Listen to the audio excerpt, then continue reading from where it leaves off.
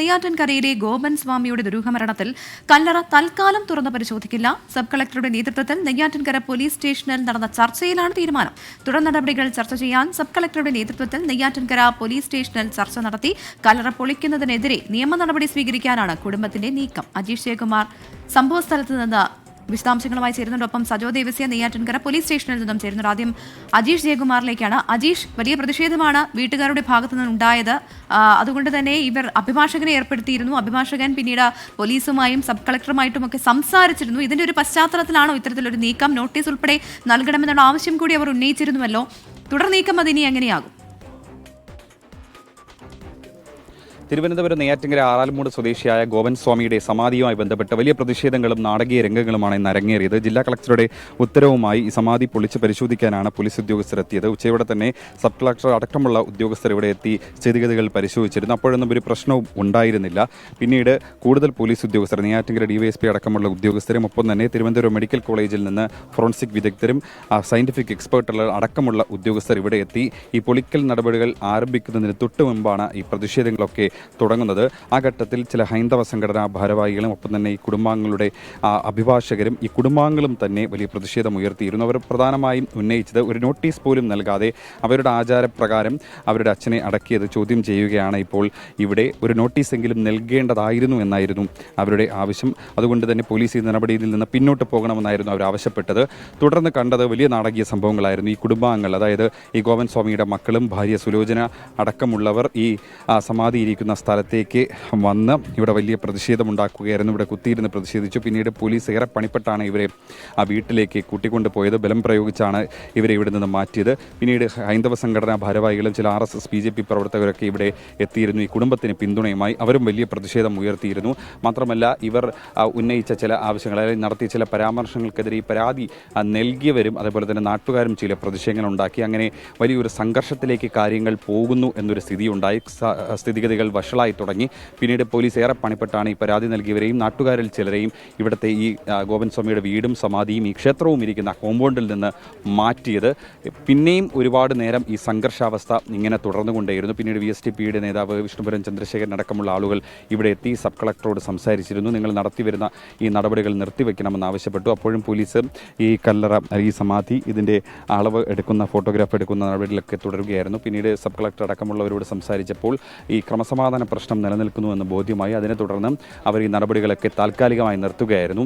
അപ്പോഴും പുറത്ത് വലിയ പ്രതിഷേധമുണ്ടായിരുന്നു. കാരണം ഈ പരാമർശങ്ങൾ നടത്തിയ ഹൈന്ദവ സംഘടനാ ഭാരവാഹികൾക്കെതിരെ കേസെടുക്കണമെന്ന് ആവശ്യപ്പെട്ടുകൊണ്ട് നാട്ടുകാരിൽ ചിലർ പുറത്ത് വലിയ പ്രതിഷേധമുണ്ടാക്കി, മുദ്രാവാക്യം മുഴക്കി. പോലീസ് അവരെ പിന്തിരിപ്പിക്കാൻ ശ്രമിച്ചെങ്കിലും പോലീസുമായിട്ട് ചെറിയ ഉന്തും തള്ളും ഒക്കെ ഉണ്ടായി. ഏറെ പണിപ്പെട്ടാണ് അവരെയും അനുനയിപ്പിച്ച് പോലീസ് ഈ കോമ്പൗണ്ടിനേക്ക് പുറത്തേക്ക് മാറ്റിയത്. പിന്നീട് ഈ വഴിയിൽ കുത്തിയിരുന്നവരെ പ്രതിഷേധിക്കുന്ന ഒരു സ്ഥിതിയുണ്ടായി. പിന്നീട് ഈ സബ് കളക്ടറുടെ നേതൃത്വത്തിൽ ഇവിടെ ഒരു ചെറിയൊരു കൂടിയാലോചന നടന്നു. അങ്ങനെ ഈ സമാധി പൊളിക്കുന്ന ഈ നടപടി താൽക്കാലികമായി നിർത്തിവെക്കാൻ തീരുമാനിക്കുകയായിരുന്നു. പിന്നീട് ഉദ്യോഗസ്ഥരെല്ലാവരും നെയ്യാറ്റിൻകര പോലീസ് സ്റ്റേഷനിലേക്ക് പോവുകയായിരുന്നു. നെയ്യാറ്റിൻകര പോലീസ് സ്റ്റേഷനിലേക്ക് ഈ കുടുംബാംഗങ്ങളും അവരുടെ അഭിഭാഷകനും ഒപ്പം പോയിട്ടുണ്ട്. റവന്യൂ പോലീസ് ഉദ്യോഗസ്ഥർ അവിടെ നിന്ന് ഒരു ചർച്ച നടത്തിയതിന് ശേഷം പിന്നീട് ഈ കല്ലറ പൊളിച്ച് പരിശോധിക്കുന്ന ഈ നടപടി നടത്താമെന്നുള്ളൊരു ധാരണയിലാണ് ഇപ്പോൾ എത്തി നിൽക്കുന്നത്. അജീഷ് ജയകുമാറാണ് സംഭവ സ്ഥലത്ത് നിന്ന് വിവരങ്ങൾ നൽകിയത്. ഇന്നിപ്പോൾ നമ്മൾ കുറേ സമയം തത്സമയം ഇത് ദൃശ്യങ്ങൾ നൽകിയിരുന്നു. വലിയ പ്രതിഷേധം, അത് കുടുംബത്തിന്റെ ഭാഗത്തു നിന്നും നാട്ടുകാർ രണ്ടായി തിരിഞ്ഞുമൊക്കെയുള്ള ഒരു പ്രതിഷേധത്തിലേക്ക് അത് കടന്നിരുന്നു. പിന്നീട് അതൊരു ക്രമസമാധാന പ്രശ്നമായി മാറരുത് എന്നുള്ളത് കൊണ്ടാണ് ഇപ്പോൾ അജീഷ് പറഞ്ഞതുപോലെ അത് തൽക്കാലത്തേക്ക് മാറ്റിവെച്ചത്.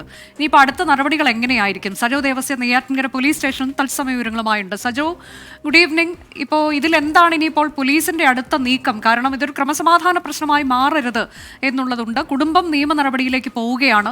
അപ്പോൾ എന്ത് ധാരണയിലാണ് ഇന്നത്തെ യോഗം പിരിഞ്ഞത്?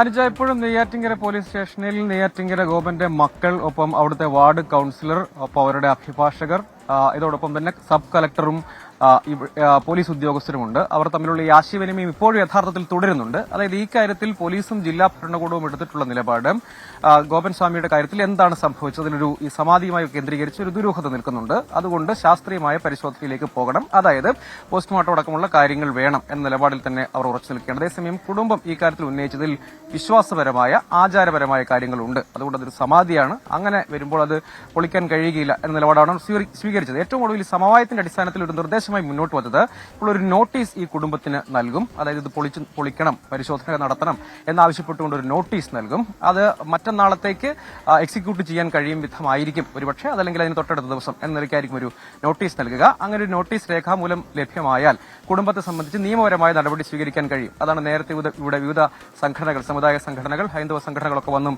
അവർ മുന്നോട്ട് വെച്ചൊരു കാര്യവും അതാണ്. അതിൽ വിശ്വാസത്തിന്റെ ഒരു കാര്യമൊക്കെ ഉണ്ട്. അത് പരിഗണിക്കപ്പെടണമെന്നതാണ്. നേരത്തെ ഏതായാലും ക്രമസമാധാന പ്രശ്നം പരിഗണിച്ച് തൽക്കാലം പൊളിക്കേണ്ടതില്ല ഈ കല്ലറ അല്ലെങ്കിൽ സമാധി സ്ഥലം എന്ന് വിളിക്കപ്പെടുന്ന ഈ കോൺക്രീറ്റ് സ്ലാബ് വെച്ച അറ അതിപ്പോൾ പൊളിക്കേണ്ടതില്ല എന്നൊരു തീരുമാനമെടുക്കുന്നു. ഒപ്പം ഒരു നോട്ടീസ് നൽകും. അതിനുശേഷം നിയമപരമായി മുൻകൂട്ടി നൽകിയിരിക്കുന്ന നോട്ടീസിലെ നിർദ്ദേശപ്രകാരമുള്ള നടപടികളിലേക്ക് പോകണം. അതേസമയം കോടതിയിൽ പോയാൽ തന്നെയും സ്റ്റേ ലഭ്യമായാലും ദീർഘകാല അടിസ്ഥാനത്തിൽ ഇക്കാര്യത്തിൽ പരിശോധനയിലേക്ക് തന്നെ പോകേണ്ടി വരും എന്നതാണ് ഇക്കാര്യത്തിൽ പോലീസ് അടക്കം പറയുന്നത്. ജില്ലാ ഭരണകൂടത്തിന്റെ നിലപാടും അതാണ്. പക്ഷേ ഇപ്പോൾ അവിടെ ഒരു തർക്കം ഉണ്ടായിട്ടുണ്ട്. അവിടെ ഒരു ക്രമസമാധാന പ്രശ്നമുണ്ട്.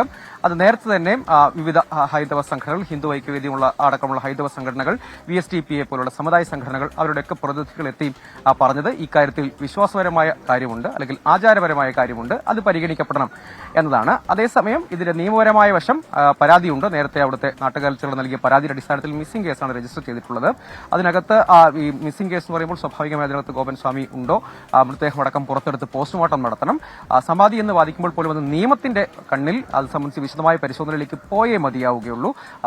സമാധി ഇരുത്തി, അതായത് പത്മപീഠത്തിൽ അങ്ങോട്ടേക്ക് നടന്നുപോയി അതിനുശേഷം പത്മപീഠത്തിൽ ഇരുത്തി പിന്നീട് പൂജാതി കർമ്മങ്ങളൊക്കെ പൂർത്തീകരിച്ച് അതിന്റെ ആചാരപരമായ ചടങ്ങുകൾ പൂർത്തീകരിച്ച് സമാധി ഇരുത്തി എന്നതാണ് കുടുംബത്തിന്റെ മക്കളുടെയും ഒക്കെ വാദം ഉള്ളത്. പക്ഷേ അതേസമയം പരാതിയുണ്ട്. ആ പരാതിയുടെ അടിസ്ഥാനത്തിൽ മിസ്സിംഗ് കേസാണ് ഇപ്പോൾ രജിസ്റ്റർ ചെയ്തിട്ടുള്ളത്. യഥാർത്ഥത്തിൽ എന്താണ് സംഭവിച്ചതെന്ന് ദുരൂഹത മാറണമെങ്കിൽ പുറത്തെടുത്ത് ഗോപൻ സ്വാമിയെ പുറത്തെടുത്ത് അങ്ങനെയുള്ള മൃതദേഹം അതിനകത്തുണ്ടെങ്കിൽ പുറത്തെടുത്ത് പോസ്റ്റ്മോർട്ടം അടക്കമുള്ള നടപടികളിലേക്ക് പോകണം. അപ്പോൾ അങ്ങനെ വരുമ്പോൾ അതൊരു പരിശോധനയിലേക്ക് പോകണം. ഇപ്പോൾ പക്ഷേ ഒരു സംഘർഷത്തിലേക്കോ അല്ലെങ്കിൽ ഒരു വലിയ ക്രമസമാധാന പ്രശ്നത്തിലേക്കോ അതിനെ നയിക്കാൻ ജില്ലാ ഭരണകൂടം താല്പര്യപ്പെടുന്നില്ല. ഇതിന്റെ കൂടിയൊക്കെ അടിസ്ഥാനത്തിലാണ് അവരടക്കമുള്ള ആളുകൾ ഇങ്ങോട്ടേക്ക് എത്തിയത്. വിവിധ പ്രതിനിധികളടക്കമുള്ളവർ ഇപ്പോഴും ഉണ്ട്. അതായത് ഗോപൻ സ്വാമിയുടെ 2 മക്കൾ, സനന്ദനും രാജസേനും അടക്കമുള്ള 2 മക്കൾ, ഒപ്പം കൌൺസിലർ, ACP, സബ് കളക്ടർ ആ ചർച്ച നടത്തും. പൂർണ്ണമായും ആ നോട്ടീസ് നൽകുക. അടുത്ത നടപടിയിലേക്ക് മറ്റന്നാളോ മറ്റോ ആയിരിക്കും ഇനിയിപ്പോൾ പൊളിക്കുന്നതടക്കമുള്ള നടപടിയിലേക്ക് കടക്കുക.